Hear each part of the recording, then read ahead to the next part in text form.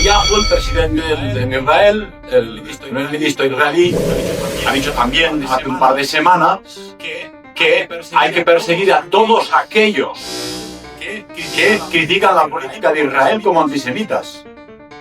Y que hay que perseguir a todos aquellos que critican a los judíos de una u otra forma.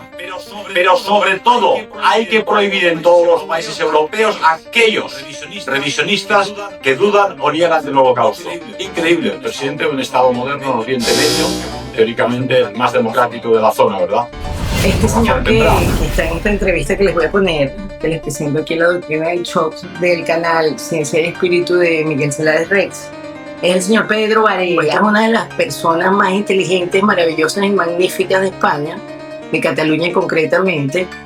Nació el 3 de octubre como yo, quizás de unos años antes. Yo cuando fui la primera vez a España, oí hablar de él y le tenía miedo porque lo presentaba como un monstruo. Un monstruo terrible que tenía una librería terrible donde se reunían gente terrible. Pero curiosamente en aquella época que yo le tenía tanto miedo a ese fenómeno de la Segunda Guerra Mundial, ¿saben? Ese país y esos personajes, esa gente que odiaba a los demás por su raza y tal, ¿no? Ustedes saben, esa gente que no se puede nombrar YouTube porque es como la palabra cáncer en España, tampoco se puede nombrar, como hay muchos, no se puede nombrar.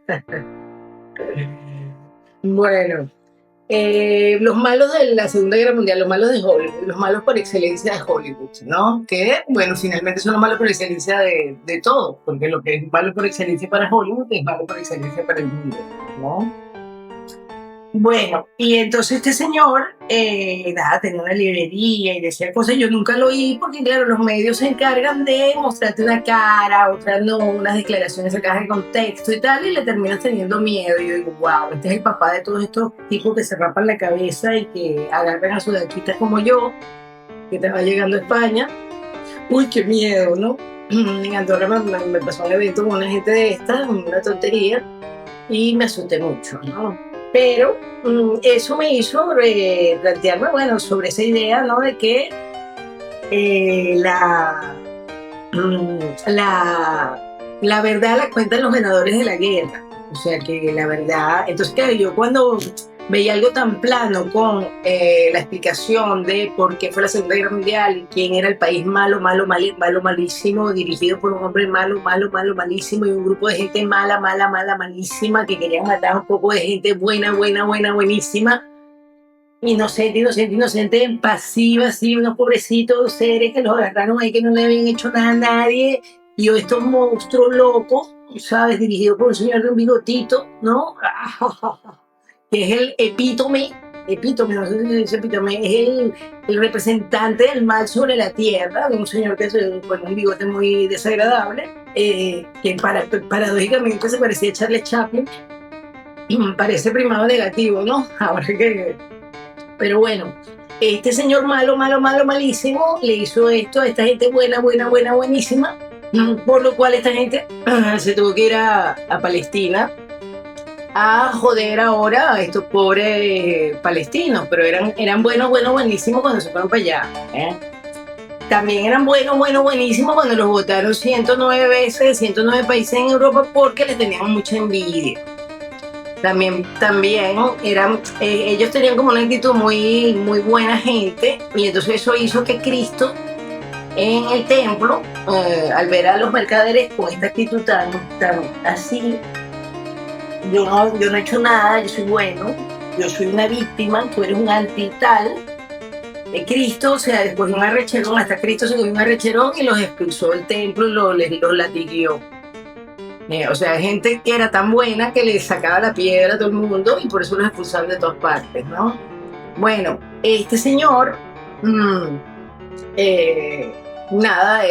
ha sido uno de los más perseguidos en España por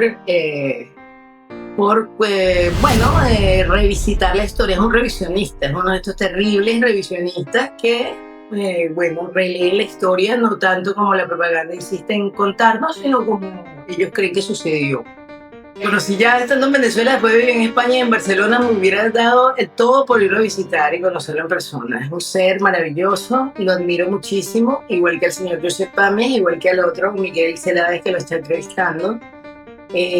Son gente que representa este espíritu español que ha sido oscurecido por el anglosionismo y que replica que nosotros en el complejo venezolano, que tenemos un complejo terrible con los gringos, aquí la gente, bueno, ven todos los que están pegando la invasión, es porque lo que le digo a Katira, así el mamarracho Trump sea más impresentable que Maduro, porque no es por nada, yo no entiendo, de verdad. A mí Maduro me parece un poquito levemente más templado que Trump. Vainas mías, vainas mías, levemente más, aunque sea estéticamente. Pero bueno, eso soy yo que tengo muy mal gusto. Pero como es gringo, hay gente que, el presidente Trump, pero si está metido en la isla es un perro, es un degenerado. Este bicho es, no sé, es corrupto y tal, pero coño, por lo menos es más serio. En ese sentido, por lo menos, nadie le ha probado nada ni eso ni se plantea en nuestro país, ese nivel de corrupción. O sea, esta gente es corrupta clásica, pues limpia, así, de dinero, matan gente, vaina, tal. Pero que se sepa, eso de tráfico de tal, sangre, verga, rituales, cosas, coño, no, eso lo hacen allá en el norte. Entonces, no entiendo el complejo, ¿entiendes? Y ese complejo viene por separarnos de España también, por este cuento de que nosotros somos, aquí ojalá nos hubieran conquistado los ingleses, seríamos como Estados Unidos, dicen muchos subnormales, medio indios, que no saben que ellos hubieran desaparecido, estarían en un casino borracho, si hubieran sobrevivido como indios, aquí en Hispanoamérica, si nos hubieran conquistado los ingleses, en Angloamérica, estaría, bueno, sería parte de una tribu y su abuelo sería borracho y no sé si estarían vivos para estar hablando. En cambio, es evidente que sin discutirlo, yo soy así de india y mezclada, gracias a que los españoles no vinieron a matarme. Y entonces pude ir para España y hacerme española, yo soy una malinche. Me hice española y ahora volví a mi tierra. Yo soy más india, descendiente de caquetío, pero con nombre finlandés, muy venezolana, ¿no? Venezuela, pequeña Venecia, pequeña Venecia no, mujerzuela, Venezuela.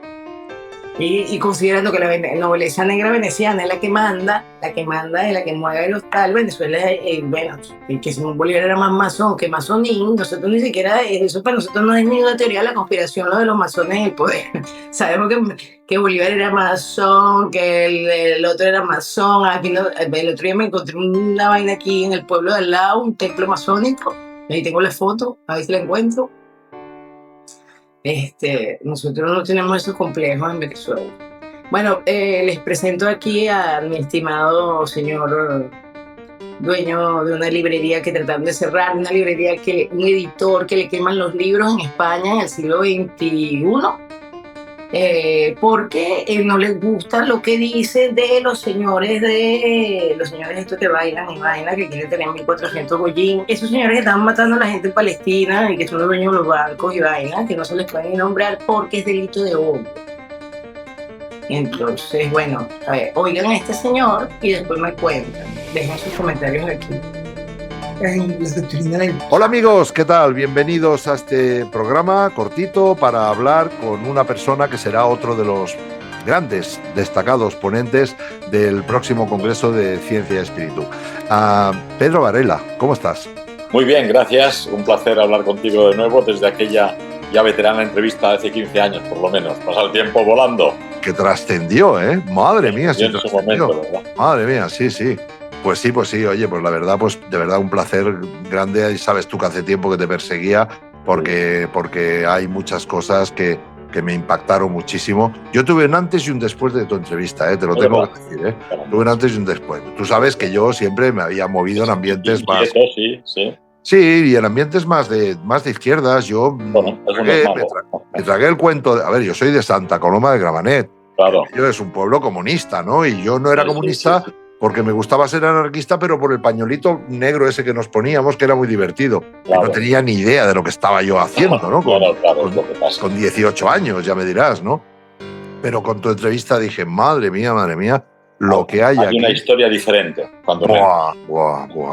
Tremenda. Y de eso, al margen de que hablemos un poquito de lo que vas a hablar, quería hacerte alguna pregunta, ¿no?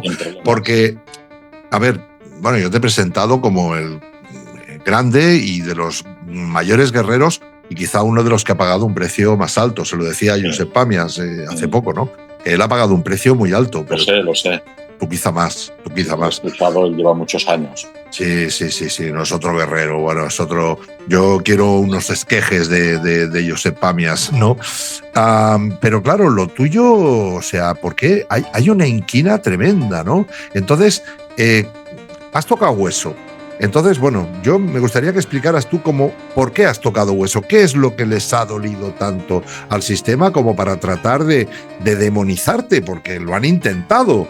Sí, yo creo que el tema es llegar al kit de la cuestión. Es decir, hay poderes financieros, mediáticos, cinematográficos, poderes en televisión, pero al final detrás de la industria farmacéutica, por ejemplo, de la industria tecnológica en Silicon Valley o de la industria cinematográfica en Hollywood, uno investiga lógicamente. Por ejemplo, con la pandemia yo investigué quién había detrás de las grandes compañías farmacéuticas. Vamos a algunas palabras, esa que empieza por va, sí, y tal, o algunas palabras concretas. Vamos a ahorrarlas.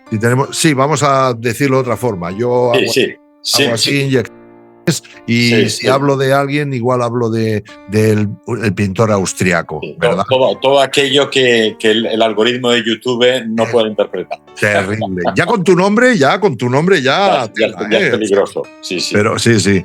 Pero en cualquier caso, uno va a Wikipedia, investiga quiénes son los propietarios o los CEO de estas grandes empresas farmacéuticas y coincide con todos aquellos que son los propietarios o los CEOs de Vanguard, BlackRock, Goldman Sachs, ¿no? Entonces, Wikipedia, no tú, no yo, afirma que tienen un similar o idéntico origen étnico y religioso. Ese tema no lo vamos a tocar aquí porque no queremos problemas con el fiscal de los llamados delitos de odio. Pero es un hecho comprobado y documentado. Sí. Si tú tocas esa cuestión, que es rascar y ver quién hay detrás, no lo quieren, lógicamente. Ellos son los poderosos, ellos dominan este mundo, lamentablemente, y quieren impedir que ese conocimiento llegue al público. Afortunadamente, gracias a las redes sociales, el sistema que tenía un control absoluto sobre los medios de comunicación ya no es monolítico. Intentan imponer la censura. A mí me han censurado ya 12 o 13 conferencias en YouTube. Y entonces te dicen simplemente que la comunidad de YouTube no te explican quiénes son, porque yo no estoy en la comunidad de YouTube, tú tampoco. Entonces la comunidad de YouTube son los 3 o 4 que hay en YouTube decidiendo qué se puede y qué es lo que no se puede ver y qué es lo que no se puede escuchar, ¿no? Entonces yo creo que son los temas fundamentales. Uno es ese, ¿quién hay detrás del plan general de la dirección del mundo hacia ese gobierno mundial o a esa dictadura planetaria que nos quieren imponer? Hay alguien que lo ha decidido y que lo está implementando. Bien. Y la segunda cuestión es un problema de subsistencia de los pueblos. Este sistema que quiere gobernar al mundo necesita que los pueblos y las naciones previamente queden disueltos, porque es mucho más fácil gobernar individuos, individualidades egoístas, hedonistas, sin lazos sociales, familiares, comunitarios. Para ello hay que dividirlo. Aquí en Europa estamos viviendo en los últimos 20 años de una forma brutal una sustitución, la gran sustitución de las poblaciones europeas. Pero nunca se ha preguntado a los europeos: ¿queréis que ser sustituidos? Lógicamente no lo van a preguntar porque la gente no estaría de acuerdo. Pero eso forma parte del plan fundamental. De ahí que durante 30 años, ya aquí en España, cuando no había gente de América, de África o del mundo musulmán, ya se hablaba de racismo de forma brutal, cuando aquel famoso crimen de los años 80 de una chica colombiana, ¿verdad? Pero el pueblo español tenía un problema con eso. Nunca hemos sido racistas en el mal sentido de odiar a otra persona por su origen étnico, religioso o nacional, ¿verdad? Pero ellos estaban vacunando, no químicamente, sino psicológicamente, a la población para prepararla para ese plan de disolución de las naciones. Poco después implementaron lo que llaman la legislación para los delitos de odio. Bueno, ¿y eso qué es? El odio es algo natural como el amor. Si alguien me pisa el dedo gordo cuando entro en el metro, en ese segundo lo voy a odiar. No voy a hacer nada, no lo voy a pegar.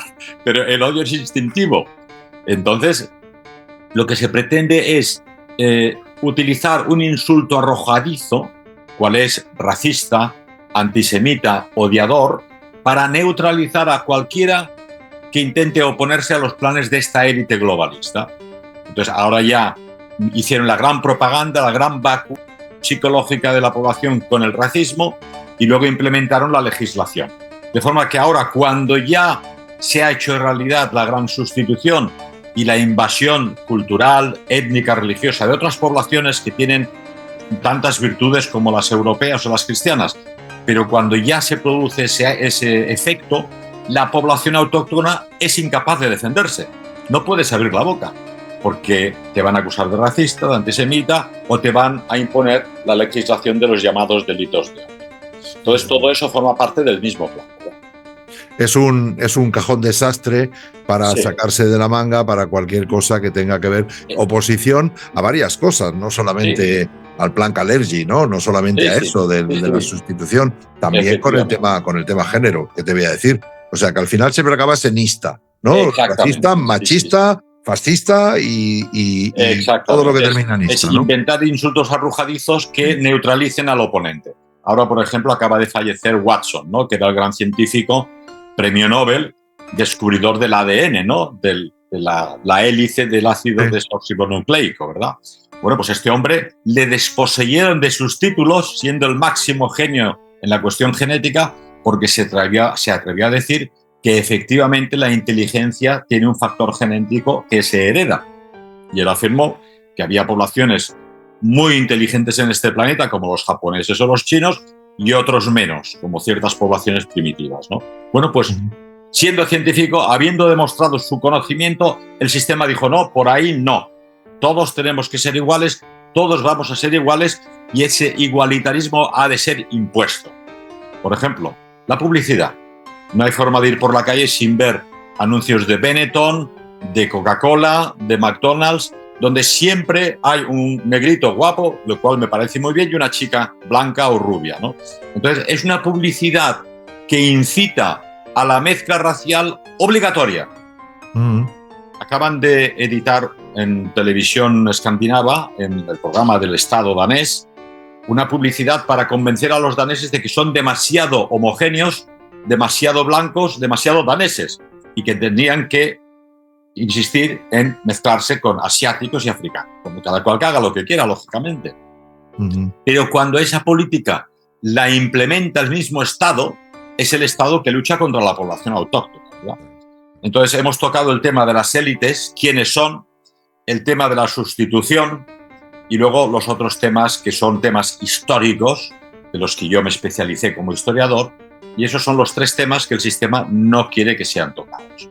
Al haber hablado de esas cuestiones en entrevistas, en conferencias, publicando libros, vendiendo libros, es cuando el sistema se arrojó sobre mí y tengo a día de hoy todavía un proceso pendiente, ¿verdad? Que en principio hasta mayo de 2024 solicitaban 12 años de prisión, nada menos, por una opinión, la destrucción de todos los libros, es decir, que la gente no pueda llegar a esos libros para que no los pueda leer, lo cual es inenarrable. Tanto hablar de Fahrenheit y de que la libertad de lectura es fundamental, bueno, pues ellos pretenden aniquilarlos. Gracias a nuestros recursos y al equipo de abogados, la audiencia provincial consiguió rebajar esa pena de 12 años a 18 meses y 7 meses de multa. Sin embargo, la parte contraria ha recurrido esa sentencia al Tribunal Superior de Justicia de Cataluña, exigiendo que la pena sean 8 años de prisión. Entonces, la cuestión es, ¿estás persiguiendo a un editor y a un historiador por sus opiniones y le quieres condenar a 8 años de prisión, que es la pena que le caería a una persona que acuchillase a alguien mañana en el metro de Barcelona, ¿verdad? Sí. Bueno, si eres español. Si eres español, porque si no, Sí, dirán no. que estás psicológicamente inestable y que hay que perdonarte, ¿no? Esa es la situación que tenemos, ¿no?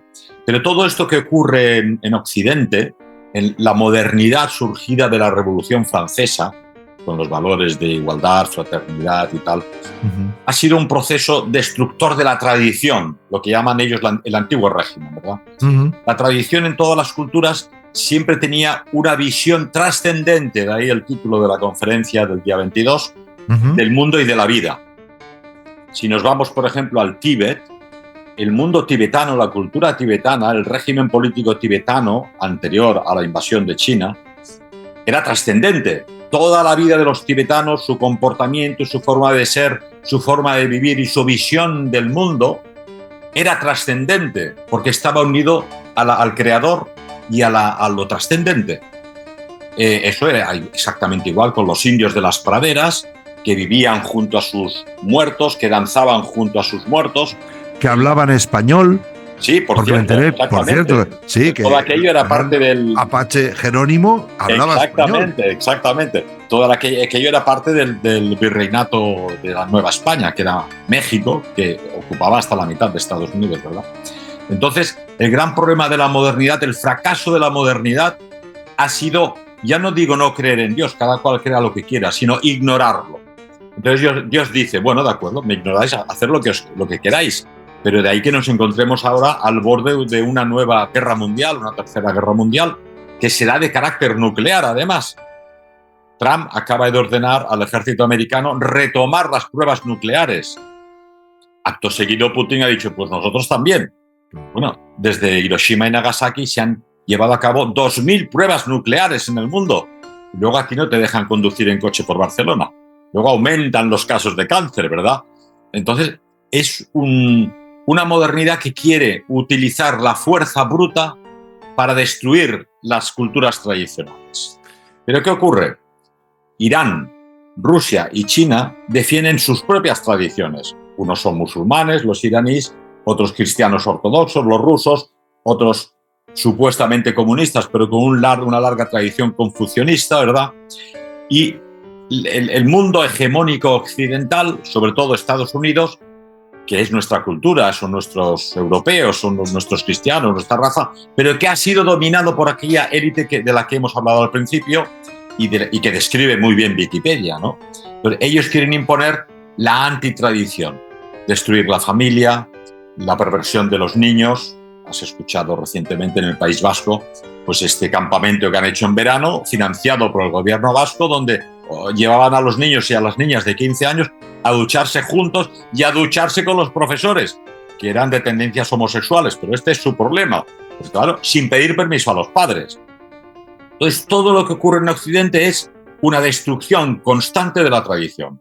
Tomemos el arte, la música dodecafónica y atonal, ya no hay quien la escuche, y la música comercial, la que yo escucho en el gimnasio cuando me cambio, es prácticamente un martillo neumático, que tiene como misión destruir tu oído, o cuando no, 3 palabras inconexas, sex, sex, sex, money, money, money, y hay un negrito ahí cantando y pegando saltos que no me dice absolutamente nada. La pintura decadente, abstracta, conceptual, que no llega al corazón de las personas.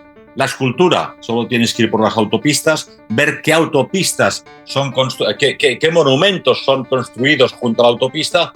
Son vigas, hierros retorcidos, piedras agujereadas. Se ha destruido la belleza. Y los edificios, también, aquellos edificios de lo que yo llamo el viejo orden mundial, que es una de las conferencias que habrá. Efectivamente. Donde estaba eso, lo ves ahora en todo el mundo y es que no tiene nada que ver. O sea, Nada. Es horrible.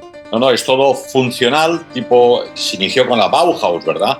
Pero solo tienes que ir por la Veridiana para darte cuenta que aquellos edificios son panales de abejas donde, proponiendo os vamos a liberar del pasado tradicional, en realidad les han encerrado en la Avenida Meridiana, encerrados mentalmente con la televisión que les limpia el cerebro y encerrados en esos pequeños apartamentos junto a la autopista, sin belleza, sin música hermosa, sin tradiciones y arrancados de la naturaleza. ¿Quién se puede levantar hoy en día en Barcelona y escuchar el canto de los pájaros, el ruido del agua en un arroyo, el ruido del viento en el bosque? Entonces, el ser humano, lógicamente, arrancado de sus raíces, acaba descentrado.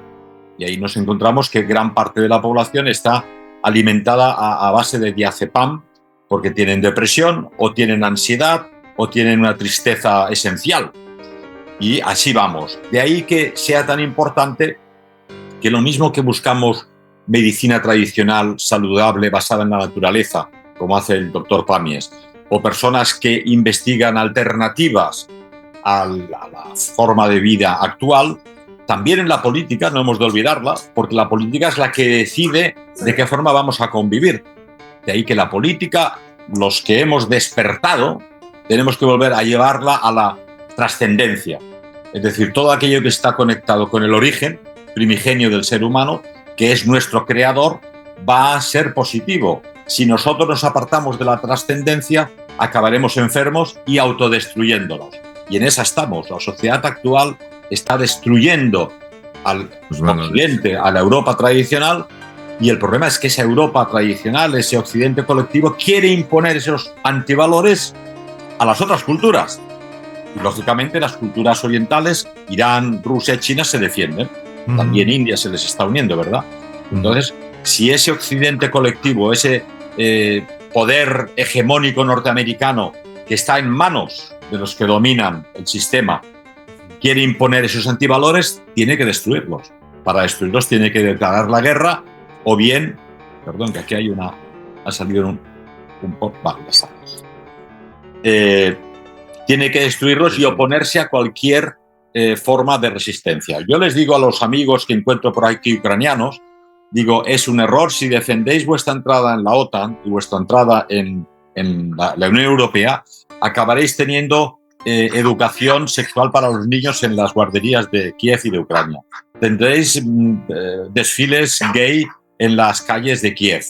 Tendréis el dominio y la esclavización a la deuda internacional del dinero. Tendréis vulgaridades, decadencia y estupideces en televisión. Y enfrentamiento hombre-mujer, que es lo que buscan. Exactamente, enfrentamiento hombre-mujer, enfrentamiento blanco y negro, enfrentamiento africanos, musulmanes y cristianos, porque solo enfrentados pueden dominarnos, ¿no?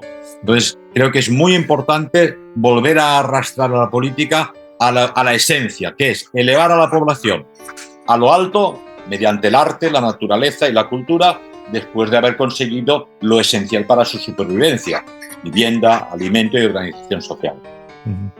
Por ahí oigo a un personaje por ahí. Que es el amigo Thor, que es mi perro, que está diciendo, oye, que a las 7:30 es mi paseo. Digo, pues hoy lo atrasamos. ¿No se llamaba Rex? Sí, pero falleció, pobrecito. Ah, vale, vale. Porque es este de aquí. ¡Ay, qué guapo! Hola, sí, guapísimo. Igual que Rex. Muy simpático, pero está muy enfadado porque le toca paseo. Claro, claro. Le dice que espere. Sí, sí. Muy bien.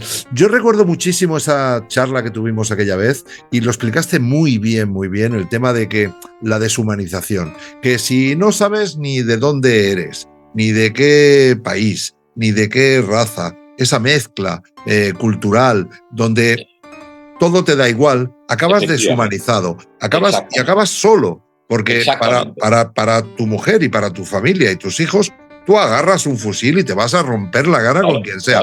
Pero tú solo... No puedes hacer nada.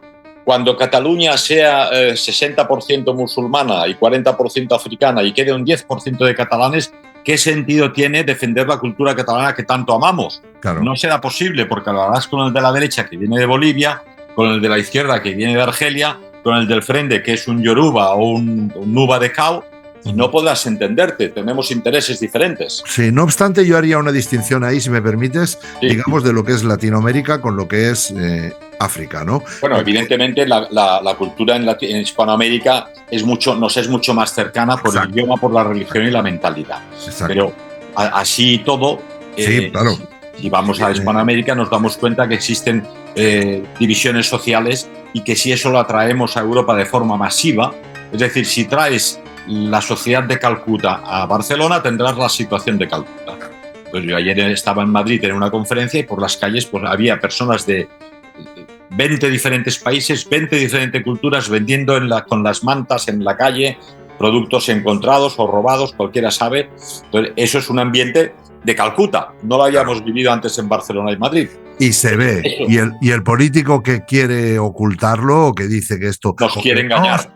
No, es que son niños. A ver, son refugiados. A ver, un refugiado que yo sepa es un señor que huye de una guerra. De una guerra. ¿Cuándo está en guerra? ¿Qué países están en guerra? ¿Marruecos? ¿Argelia? Sí. Y además...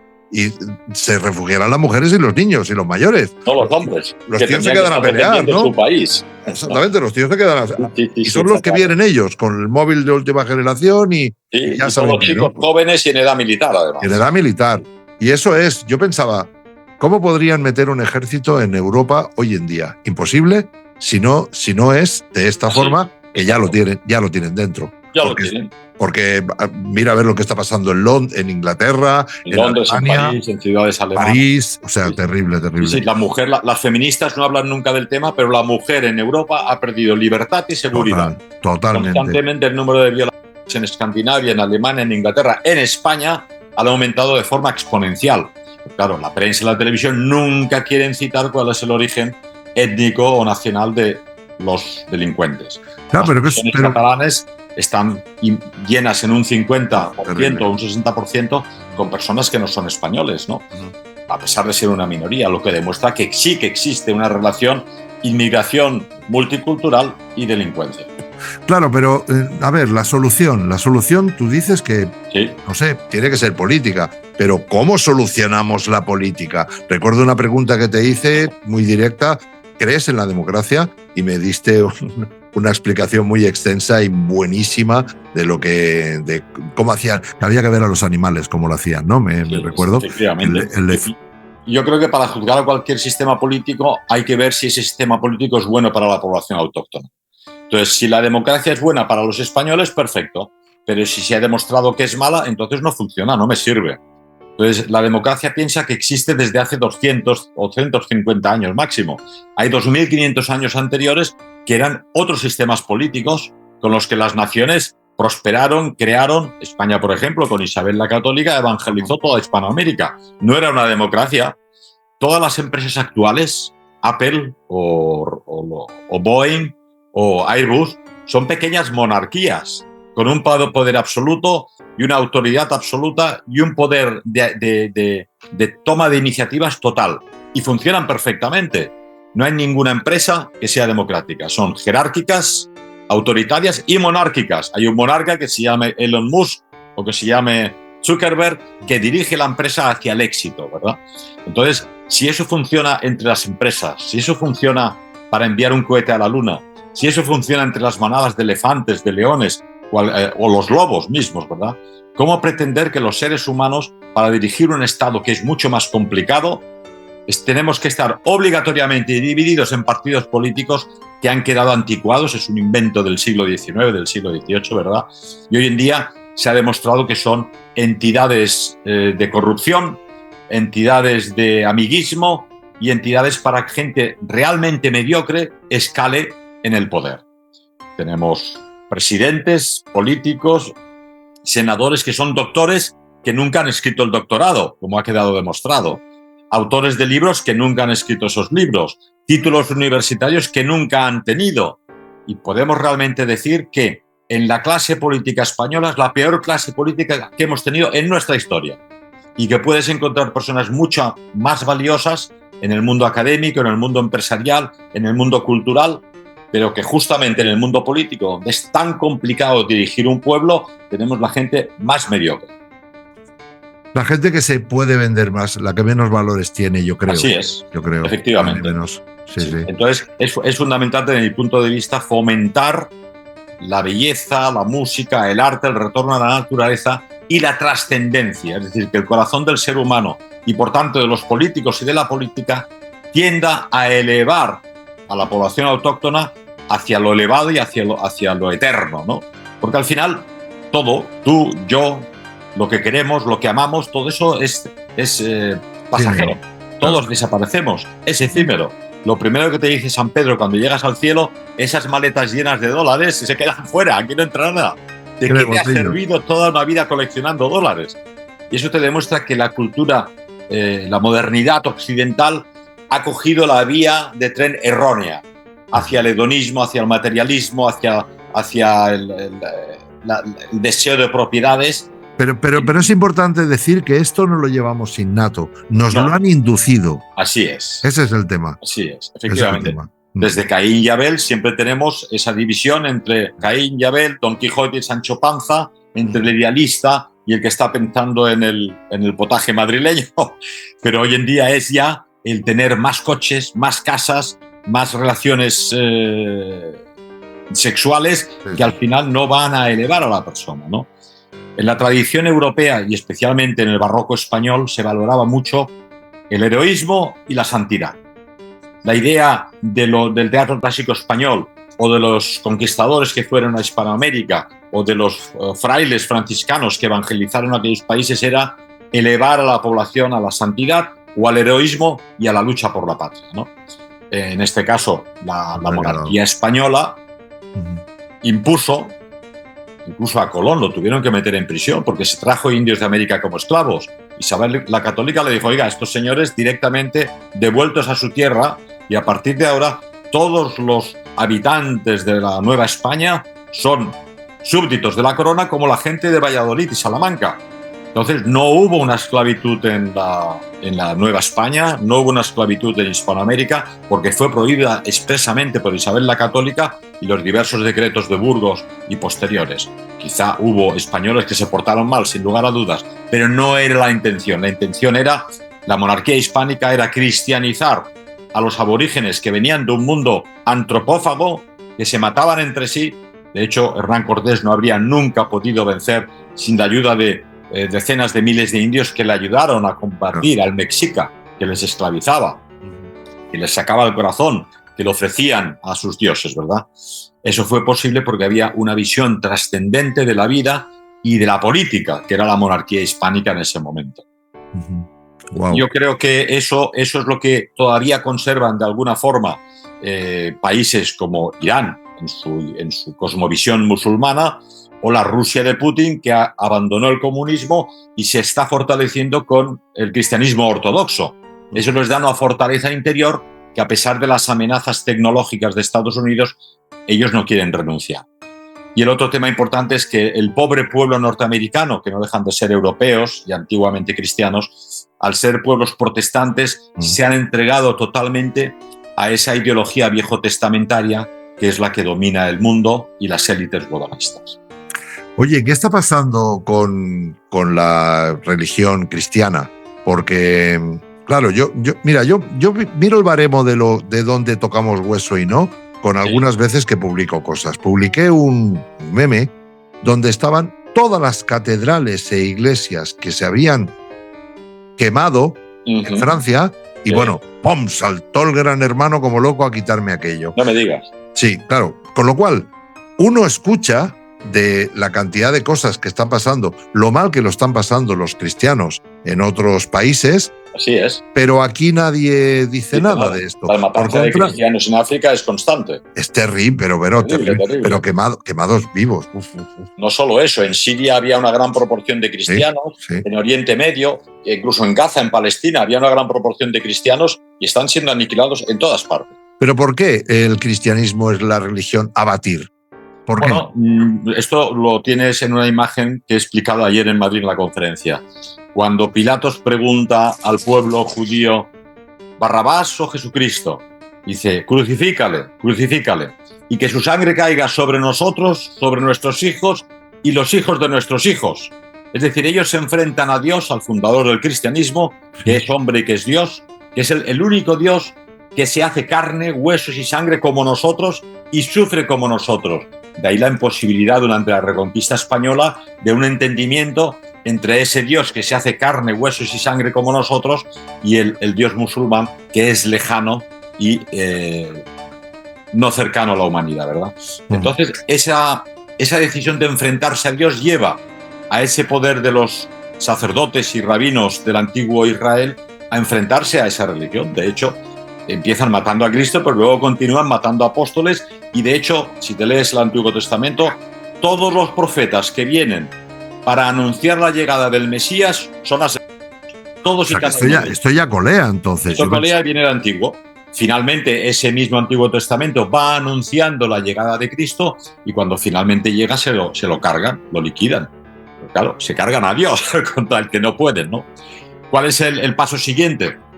Combatir a los cristianos con las sociedades secretas, tipo la masonería, con la Revolución Francesa, con lo cual se liquida el antiguo régimen, con la Primera Guerra Mundial, con lo cual se liquidan los 3 imperios cristianos, la Rusia zarista, la Alemania del Kaiser, el Imperio Austrohúngaro, y finalmente la Segunda Guerra Mundial, donde son liquidadas todas las élites cristianas.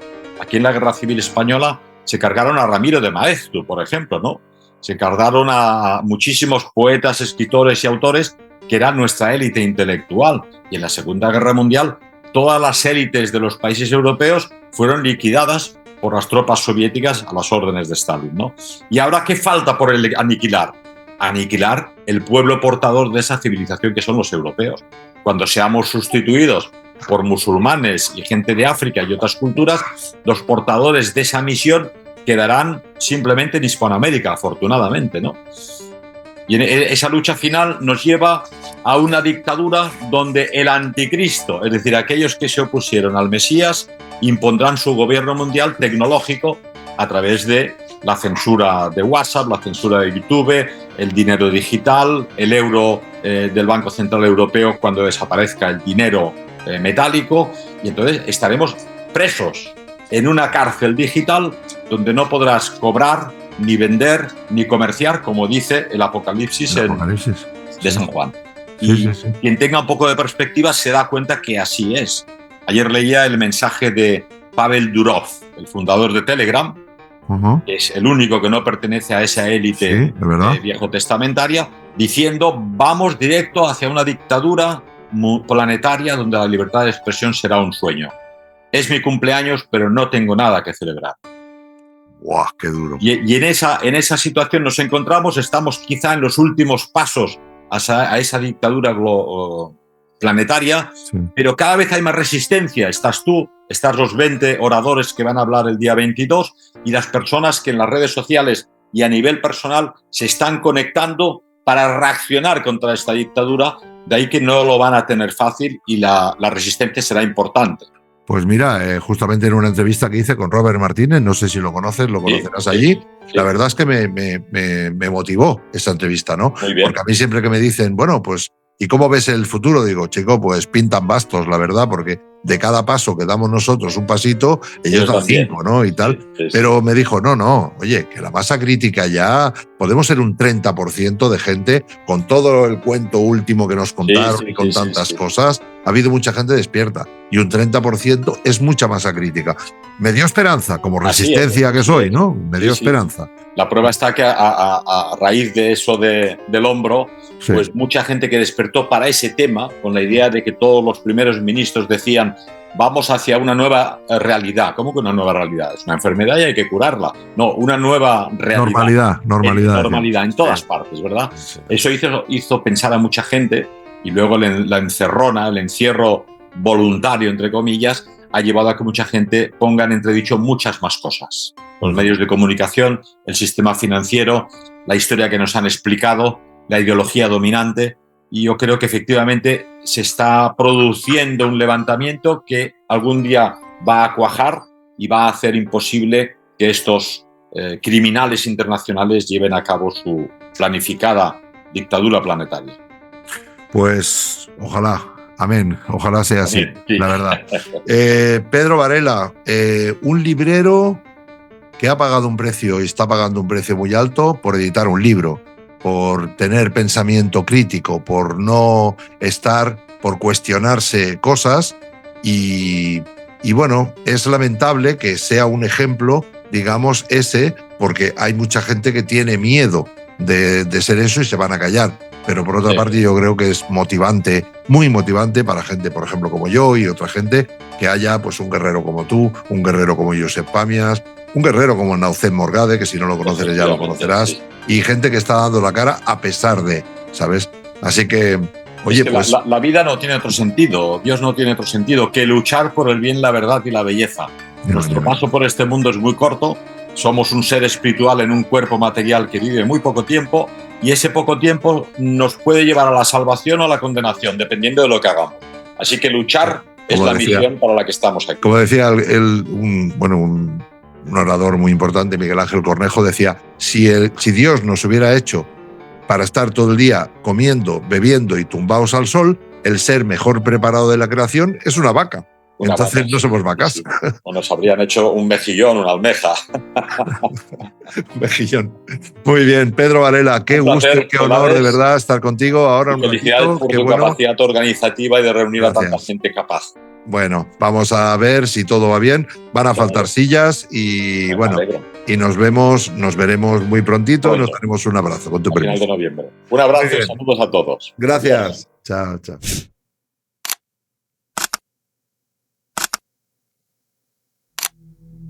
Estamos racial y genéticamente imposibilitadas en la doctrina del shock para estar de acuerdo con todo lo que dice el señor Pedro Varela. Sin embargo, queremos hacer un ejercicio de libertad de expresión y permitirle expresarse en nuestro canal porque nos parecen maravillosas sus ideas. Aunque algunas, no es que no las compartimos, no estamos seguros porque es un poco desolador pensar que quizá sociedades como la venezolana, conformadas por tantas grupos étnicos distintos, tantas personas venidas de tantos sitios distintos, efectivamente podrían explicar esa tendencia tan nacional a robar el país y irse a vivir al exterior, ¿no? Ese desarraigo que sirve para que un país sea más fácilmente saqueable, ¿no? También tiene razón el señor Varela. Yo cuando llegué a España me impresionaba que la gente estaba casada, nadie tenía padres divorciados. Cuando en mi generación, pues ya todos teníamos padres divorciados y yo cuando era pequeña me quería divorciar cuando fuera grande, 3 veces, 2 veces por mi papá, no, 2 veces por mi papá y una por mi mamá. Entonces entiendo, llegué a España y me impresionaba que la gente estaba casada. Que los padres de la gente estaban casados y ahorita que volví, no, ya viva la pepa, viva el divorcio, todo el mundo es trans y todo el mundo es tal, porque los españoles son muy faramayeros, no sé si tanto o más que los venezolanos.